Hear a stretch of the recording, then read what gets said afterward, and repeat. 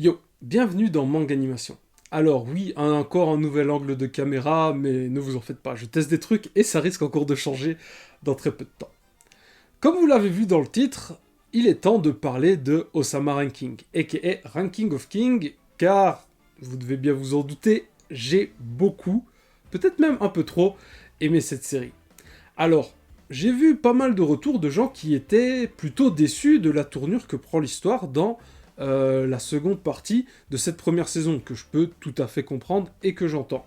Ça me fait d'ailleurs penser à mon passage dans le Kikusho, que je ne déplore pas, car mon point était valide, je pense, et puis c'est un ressenti totalement personnel.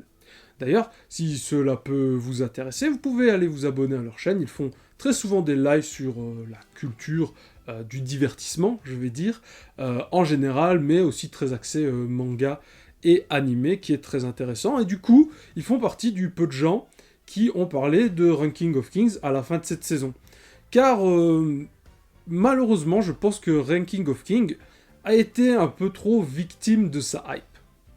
Et malheureusement, comme beaucoup de gens s'attendaient à des choses qui tendaient plus comme le début de la série, ont forcément été déçus et ont peut-être lâché, ont peut-être moins aimé, en sont peut-être même venus à renier la série, tant ils ne s'attendaient pas à cela. Ce qui n'est bien entendu pas mon cas, comme j'ai pu le dire dans le live en question. Maintenant, pourquoi moi cela ne m'a pas impacté? Parce que moi ce n'est pas tant l'aspect seinen violent de la série qui m'a le plus marqué, c'est l'aspect émotionnel. Et l'aspect émotionnel, que ce soit dans les choses dures, comme l'histoire de Boji, ou par exemple la backstory de Miranjo, qui sont quand même des choses assez violentes, surtout quand on se met à la place du personnage qui subit cette histoire, mais est aussi présente dans les bons moments. Si je prends par exemple Dami Ling, qui a un développement vraiment intéressant, mais je reviendrai sur les personnages un peu après, on voit que son amour de mère est retranscrit vraiment d'une bonne manière et a des plans vraiment très touchants, très attachants, et moi qui m'ont marqué. Surtout le parallèle dans l'avant-dernier épisode où elle prend Boji et Daida dans ses bras et qu'on les revoit bébés dans la même position. Moi, ça, c'est le genre d'image qui marche avec moi. Mais je peux comprendre que ça ne plaise pas du tout. Je ne fais pas de jugement de valeur. Attention. Donc, maintenant, si on reprend un peu l'histoire au global, qu'est-ce que ça nous a raconté? Les prémices de Boji. Entre guillemets, son origin story. Car on apprend à la fin de cette première saison, qui sera la suite du manga, qu'en fait, tout ce qui s'est passé était un peu un passage initiatique, et que, dans la suite de l'histoire, il veut suivre les traces de son père et monter son propre royaume, en ayant une force capable de venir à bout de, j'allais dire tout le monde, mais quasiment tout le monde. Hein. On a vu que Hoken, c'est un petit peu trop dur pour lui. Et donc, finalement, est-ce que la fin était à la hauteur du début? Je le conçois, non, elle ne l'était pas. Moi aussi, j'avais eu de très fortes attentes au début, et j'avoue qu'à partir du moment où il y a l'invasion, ça rentre un peu trop dans le cliché shonen, par rapport au personnage qui, au final, je pense, tente pas à disparaître de l'histoire, mais à avoir un rôle un peu moindre. Parce que pour avoir vu le chapitre suivant directement la fin de l'animé, on prend une direction où les personnages qui étaient entre guillemets centrales à côté de Boji, donc Daida, Reneling, Apis, Bebin, Domas, etc., tendront peut-être à moins apparaître dans l'œuvre. Ou peut-être pas. Je pense à Bebin, par exemple, qui a montré des choses très intéressantes et qui ne sont finalement pas développées plus que ça dans l'histoire, et qui peut être un personnage qu'on peut être amené à revoir, qui a l'air d'avoir des accointances avec le monde des ombres, on va dire. En tout cas, il connaissait l'origine de Kage. Donc si nous prenons cette histoire, finalement, je pense que ça a été juste fait pour installer le personnage de Boji, nous expliquer qu'en fait, il est super fort, et qu'il a la possibilité de créer son royaume. Et peut-être qu'en fait, maintenant, ce serait le vrai début de l'œuvre, et qu'on va continuer à plonger dans cet univers qui est rempli de mystères. Ça, on ne peut pas le nier.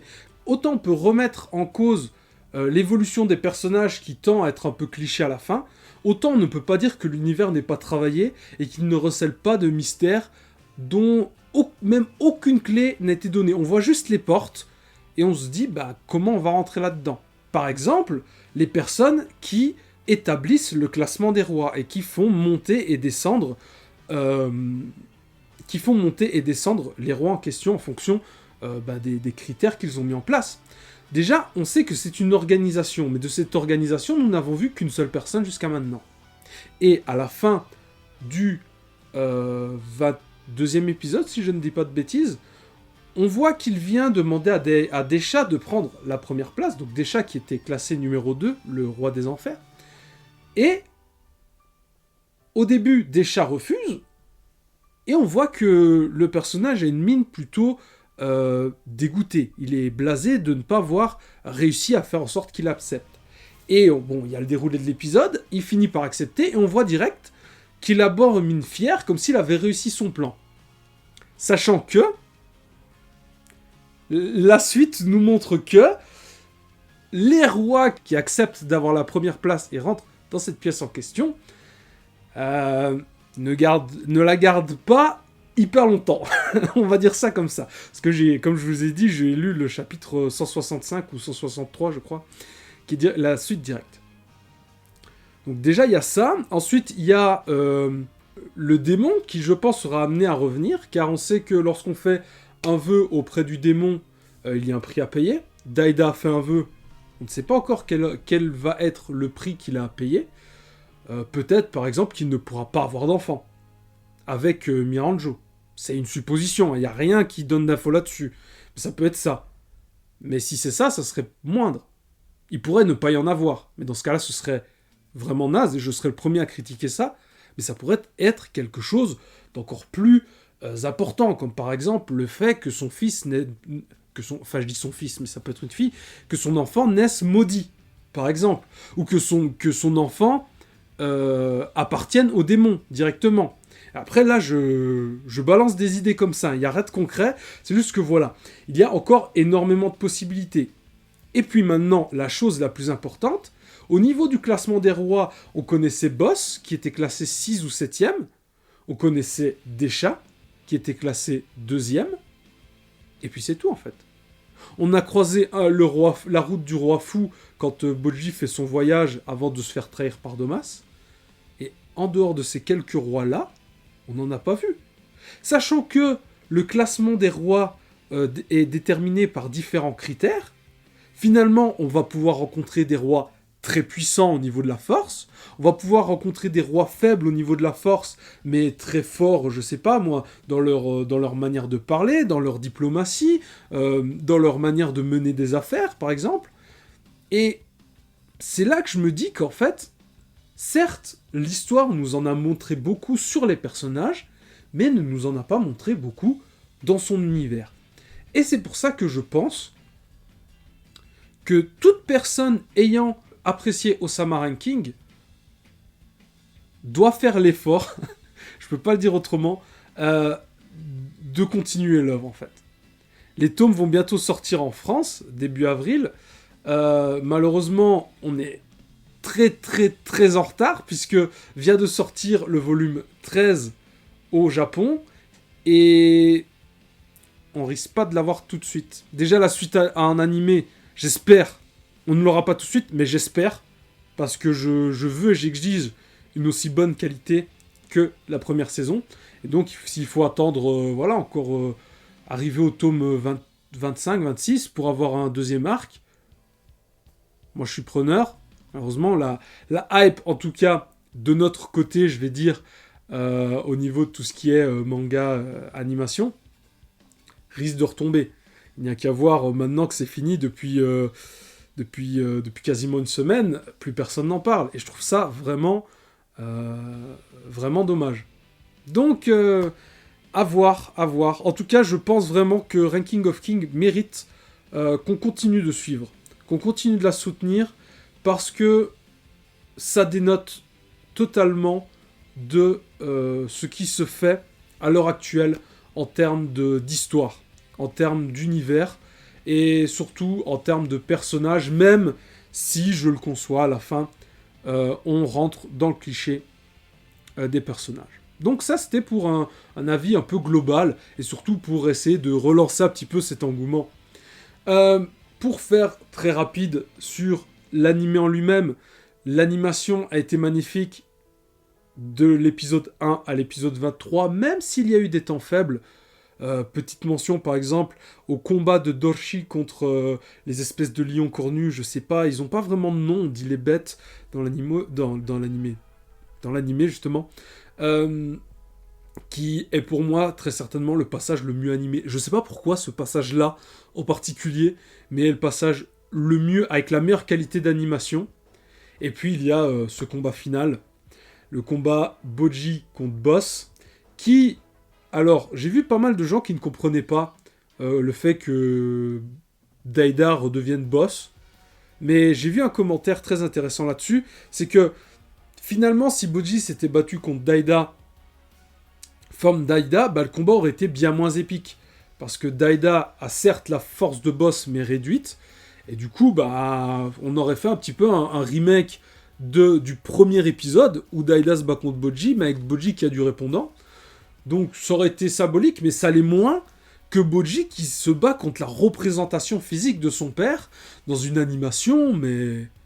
C'est le même du mec qui fait... T'as le cerveau qui explose. Parce que, ouais, non, c'est complètement fou. Et pour la petite anecdote, la personne... Alors, je suis très mauvais au niveau des noms, et honte sur moi, je le conçois. Mais la personne qui a animé ce combat... c'est la personne de chez Wit Studio qui a animé le combat Levi Titan Bestial. Et ça, je pense que toute personne ayant vu SNK se souvient de ce combat, parce que REP Erwin, hein, je le pleure toujours à l'heure actuelle. Et puis surtout ce combat fou de Levi qui a marqué les esprits. Donc au niveau de l'animation, c'est quasiment parfait, et 8 Studio, ben voilà, hein, c'est à la table des très très grands de l'animation à l'heure actuelle, même si, bon, comme dans beaucoup d'autres studios, les conditions salariales sont discutables, mais c'est l'univers du manga et de l'animation au Japon, on risque pas de le changer, enfin je risque pas de le changer moi, à part en sensibilisant dessus, en faisant des vidéos sur YouTube. Et puis pour finir, pour moi le gros point fort de cette œuvre, c'est les personnages, parce qu'ils ont tous des évolutions, et moi c'est ce que j'aime particulièrement dans les œuvres, c'est que par exemple, alors je vais faire un comparatif, et on va me tomber dessus, mais c'est pas grave, si vous n'êtes pas capable de le voir, je suis désolé, mais il faut pas remettre en question, mais il faut peut-être lire un peu mieux l'œuvre que vous appréciez. Par exemple, Luffy n'a pas d'évolution psychologique, puisque, comme le dit par exemple le chef Otaku dans sa vidéo, c'est un personnage qui est sûr de son fait et que personne ne peut faire changer. Tandis que là, ce qui se passe dans Sama Ranking, tous les personnages finissent par changer, ou alors c'est nous, notre vision du personnage qui change. Par exemple, Dame Eling, Queen Eling, c'est le meilleur exemple. Elle nous est présentée comme un personnage froid, dur, qui ne fait que critiquer et remettre en cause Bojji et ses choix. Et on se rend compte qu'en final, c'est la best mom of the year, quoi. Vraiment, c'est juste qu'elle est trop attachée à ses enfants, et ça la rend... Enfin, qui déteste encore Eling à la fin de Osama Ranking? Et s'il y en a, je veux bien qu'ils m'expliquent, parce que je ne comprends pas. Et pour moi... par rapport à cette évolution de personnage, le personnage qui a la meilleure évolution et qui prend tout le monde à contre-pied, c'est Apis. Apis, la première fois que tu le vois, et moi le premier, hein, dans ma vidéo, d'ailleurs, je vais me jeter un petit peu de fleurs, je suis quand même le mec qui ait fait la première vidéo FR sur Osama Ranking, pour dire aux gens de regarder, hein, et je suis le dernier à refaire une vidéo comme ça. La boucle est bouclée. Pardon. Voilà, ça c'est mes réflexions égocentriques, je suis désolé, je suis désolé. Bref, je disais donc Apis qui nous est présenté comme le garde le plus fort, qui nous fait la plus forte impression des gardes, en termes, voilà, qu'il a vraiment l'air d'être vénère, et on se rend compte qu'en fait c'est le personnage le plus fragile de tous, Parce que du moment qu'il apprend que Miranjo est en vie, t'as l'impression que le mec, c'est un enfant. Il perd tous ses moyens, à tel point qu'il se fait avoir par un personnage qui n'est même pas fort dans le combat, le prisonnier avec la moustache, là, et il en a perdu sa lance. Il en a... Ça, c'est une symbolique qui est forte. Le mec, qui était quand même voilà, Apis, voilà, on peut faire l'anagramme de Spear, qui veut dire lance, etc. Donc, sa lance, entre guillemets, représentait sa force. Et à partir du moment où il rejoint Miranjo et qu'il se fait avoir, entre guillemets, il perd sa lance, donc, symboliquement, il perd la représentation de sa force. Et quand on voit les réactions, par exemple, la réaction quand Bojji veut détruire le miroir et qu'il est là, il a une expression triste, on dirait vraiment un enfant. Non, ne t'en prends pas à elle, ne détruis pas. Donc voilà, le parallèle, tu fais parallèle Aspis au début, Apis à la fin, il a eu un vrai cheminement. Dameling, elle a eu un vrai cheminement aussi, puisque elle mettait en doute les compétences de Bojji, elle se rend compte qu'en fait Bojji est tout à fait capable. Si on prend Daida, déjà pareil, Daida nous est présenté comme, voilà, comme ayant du mépris pour son frère, et en fait on comprend que non, lui il a passé sa vie à protéger son frère, notamment des brimades et des agressions qu'il subissait des autres enfants, et qu'en fait lui il voulait prendre la place de roi pour continuer son rôle de protecteur, de gardien de son frère, pour reprendre une ref d'un rappeur français d'une autre décennie, on va dire. Donc, pareil, voilà, notre vision de Daida change. Après, ça, j'avoue, sur Daida, c'est un petit peu ma déception, parce que je n'ai pas compris pourquoi il voulait épouser Miranjo. Après, je pense que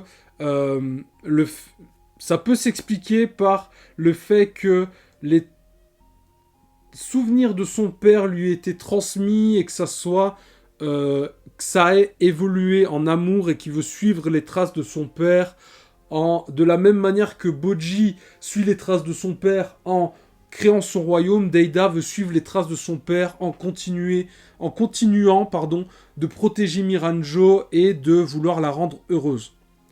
Mais c'est trop subtil en fait. Ça, faut vraiment se poser, essayer de comprendre la psychologie des personnages pour arriver à se dire ah bah oui, en fait c'est compréhensible.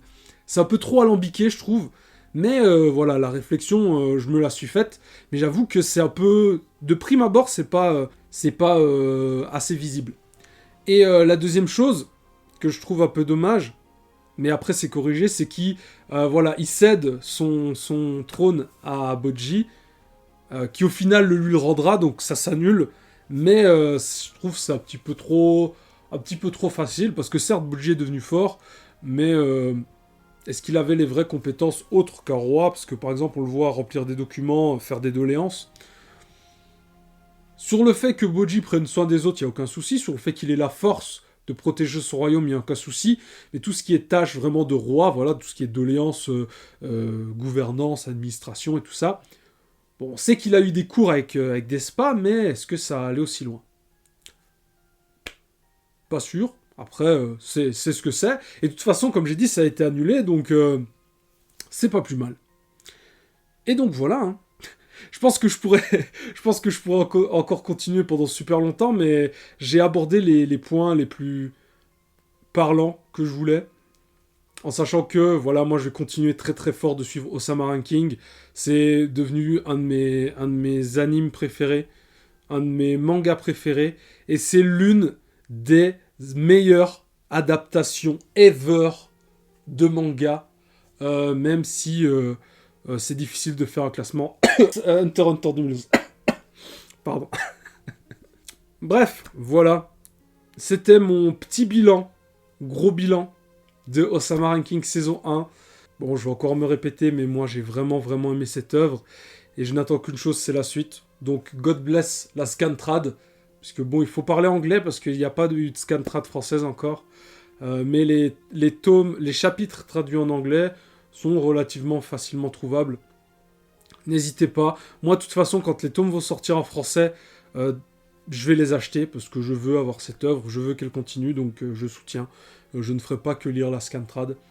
Et puis voilà. Je pense avoir fait le tour. Et je pense revenir à ce format face caméra parce que je suis une bite en montage. On va pas se le cacher. Même si j'aime faire ce format montage, je suis pas assez bon pour être constant sur ce format. En tout cas, merci d'avoir suivi cette vidéo jusque-là. Je vous donne rendez-vous dans la prochaine. En attendant, que l'esprit shonen vous accompagne. Et moi, comme d'habitude, il me reste à vous dire à la prochaine.